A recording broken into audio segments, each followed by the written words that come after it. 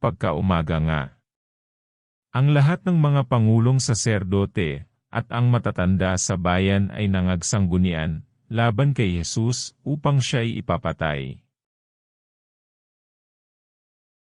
At siya'y ginapos nila, at siya'y inilabas. At kanilang ibinigay siya kay Pilato na gobernador. Nang magkagayoy si Judas, na nagkanulo sa kanya. Pagkakitang siya'y nahatulan na, ay nagsisi. At isinauli ang 30 putol na pilak sa mga pangulong saserdote at sa matatanda. Na sinasabi, "Nagkasala ako sa aking pagkakanulo sa dugong walang kasalanan." Datapwat kanilang sinabi, "Ano sa amin? Ikaw ang bahala niyan."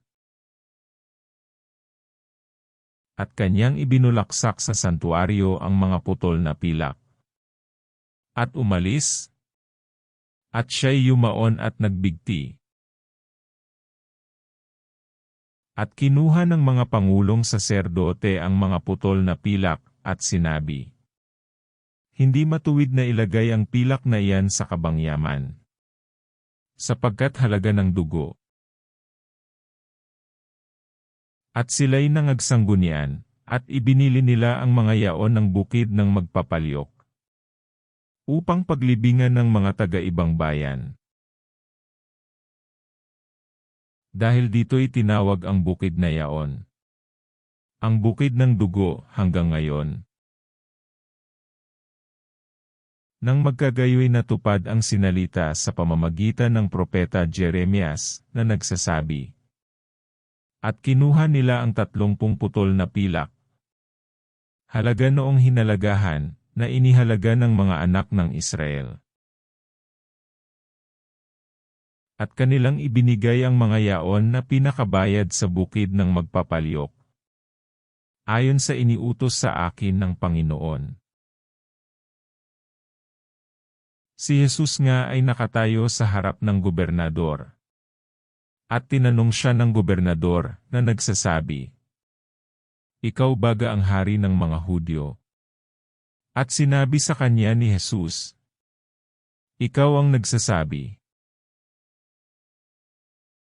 At nang siya'y isakdal ng mga pangulong saserdote at ng matatanda, ay hindi siya sumagot ng anuman. Nang magkagayoy sinabi sa kanya ni Pilato, "Hindi mo baga naririnig kung gaano karaming bagay ang kanilang sinasaksihang laban sa iyo?" At hindi siya sinagot niya ng kahit isang salita man lamang. Ano pat nang gilalas na mainam ang gobernador. Sa kapistahan nga ay pinagkaugalian ng gobernador na pawalan sa karamihan ang isang bilanggo, na sinuman ang kanilang ibigin. At nooy sila'y may isang bilanggong bantog, na tinatawag na Barabas. Nang sila'y mangagkatipon nga, ay sinabi sa kanila ni Pilato, "Sino ang ibig niyong sa inyo'y aking pawalan?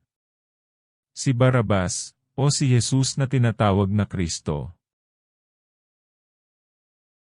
Sapagkat natatalastas niya na dahil sa kapanaghilian ay ibinigay siya nila sa kanya.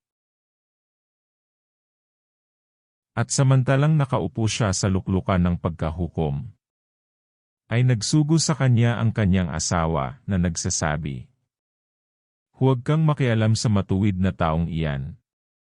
Sapagkat ngayong araw na ito'y naghirap ako ng maraming bagay sa panaginip dahil sa kanya." Inudyukan ng mga pangulong saserdote at ng matatanda ang mga karamihan na hingi nila si Barabas, at puksain si Jesus. Datapwat sumagot ang gobernador at sa kanila'y sinabi, "Alin sa dalawa ang ibig niyong sa inyo'y aking pawalan?" At sinabi nila, "Si Barabas." Sinabi sa kanila ni Pilato, Ano ang gagawin kay Jesus na tinatawag na Kristo? Sinabi nilang lahat, mapako siya sa krus. At sinabi niya, bakit? Anong kasamaan ang kanyang ginawa? Datapwat sila'y lalong nangagsigawan na nangagsasabi, mapako siya sa krus. Kaya't nang makita ni Pilato na wala siyang magawa, kundi bagkus pang ang lumalala ang kaguluhan, siya'y kumuha ng tubig at naghugas ng kanyang mga kamay sa harap ng karamihan na sinasabi, wala akong kasalanan sa dugo nitong matuwid na tao, kayo ang bahala niyan. At sumagot ang buong bayan at nagsabi, mapasa amin ang kanyang dugo at sa aming mga anak. Nang magkagayoy pinawalan niya sa kanila si Barrabas. Ngunit si Jesus ay hinampas at ibinigay upang ipako sa krus. Nang magkagayoy dinala si Jesus ng mga kawal ng gobernador sa pretoryo, at nagkatipon sa kanya ang buong pulutong. At siya'y kanilang hinubdan. At dinamtan siya ng isang balabal na kulay ube. At sila'y nangagkamakama ng isang putong na tinik at ipinutong sa kanyang ulo. At inilagay sa kanang kamay niya ang isang tambo.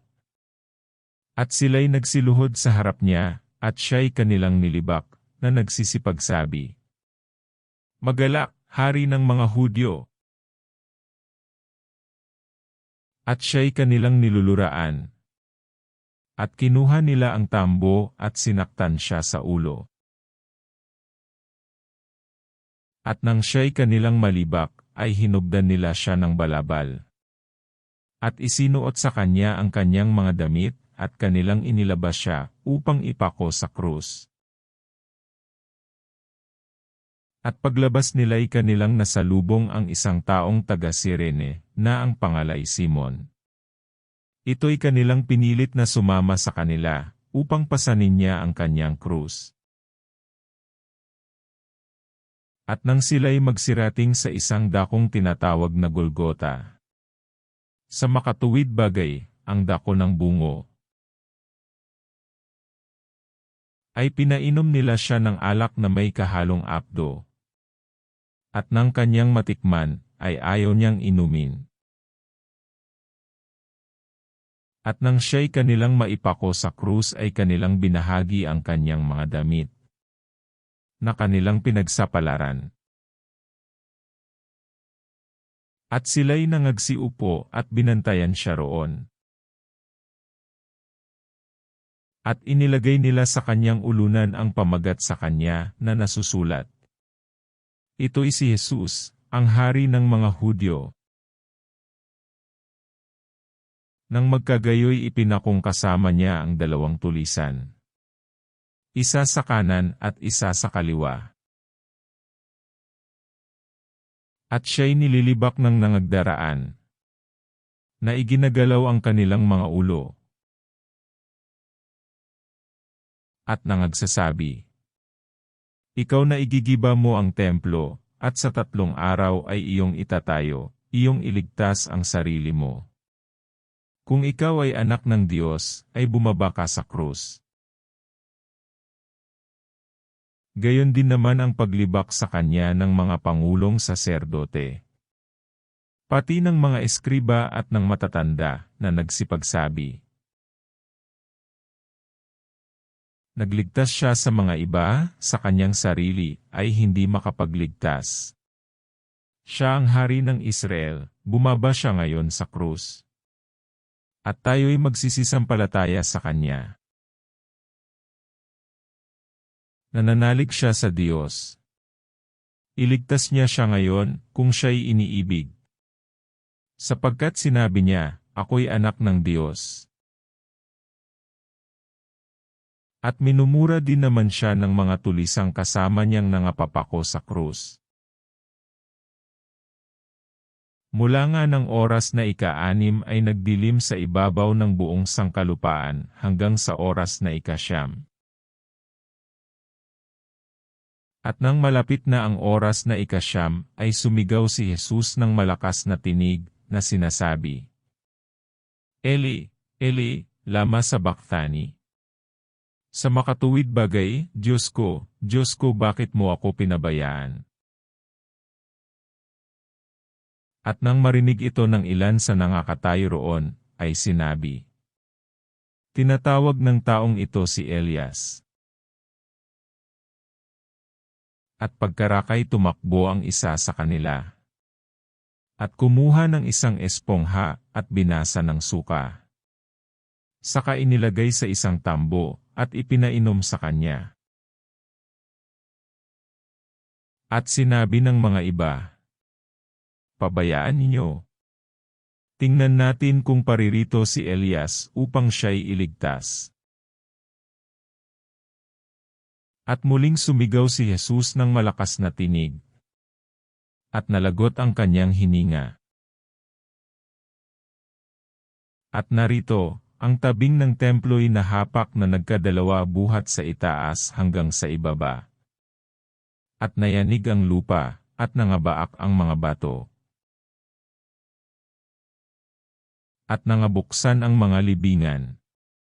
At maraming katawan ng mga banal na nangakatulog ay nangagbangon. At paglabas sa mga libingan pagkatapos na siya'y mabuhay na mag-uli, ay nagsipasok sila sa bayang banal at nangapakita sa marami. Ang senturyon nga, at ang mga kasamahan niya sa pagbabantay kay Jesus. Nang makita nila ang lindol, at ang mga bagay na nangyari, ay lubhang nangatakot na nangagsasabi, tunay na ito ang anak ng Diyos. At nangaroroon ang maraming babae na nagsisipanood buhat sa malayo, na nagsisunod kay Jesus buhat sa Galilea, na siya'y kanilang pinaglilingkuran. Nasa mga yaon ay si Maria Magdalena, at si Maria na ina ni Santiago at ni Jose, at ang ina ng mga anak ni Zebedeo. At nang hapon na ay dumating ang isang mayamang mula sa Arimatea, na nagngangalang Jose, na ito'y naging alagad din naman ni Jesus. Ang taong ito'y naparoon kay Pilato, at hiningi ang bangkay ni Jesus. Nang magkagayoy ipinag-utos ni Pilato na ibigay yaon. At kinuha ni Jose ang bangkay at binalot niya ng isang malinis na kayong lino. At inilagay sa kanyang sariling bagong libingan, na kanyang hinukay sa bato. At iginulong niya ang isang malaking bato sa pintuan ng libingan, at umalis. At nangaroon si Maria Magdalena, at ang isang Maria. At nangakaupo sa tapat ng libingan. Nang kinabukasan nga na siyang araw pagkatapos ng paghahanda, ay nangagkatipon kay Pilato ang mga pangulong saserdote at ang mga Fariseo, na nagsisipagsabi, Ginoo, naalaala namin na sinabi ng magdarayang yaon nang nabubuhay pa. Pagkaraan ng 3 araw ay magbabangon akong muli. Ipagutos mo nga na ingatan ang libingan hanggang sa 4 araw. Baka sakaling magsiparoon ang kanyang mga alagad at siya'y nakawin. At sabihin sa bayan, siya'y nagbangon sa gitna ng mga patay. At lalong sasama ang huling kamalian. Sinabi sa kanila ni Pilato, mayroon kayong bantay, magsiparoon kayo. Inyong ingatan ayon sa inyong makakaya. Kaya't sila'y nagsiparoon. At iningatan nila ang libingan. Tinatakan ang bato, nakasama nila ang bantay.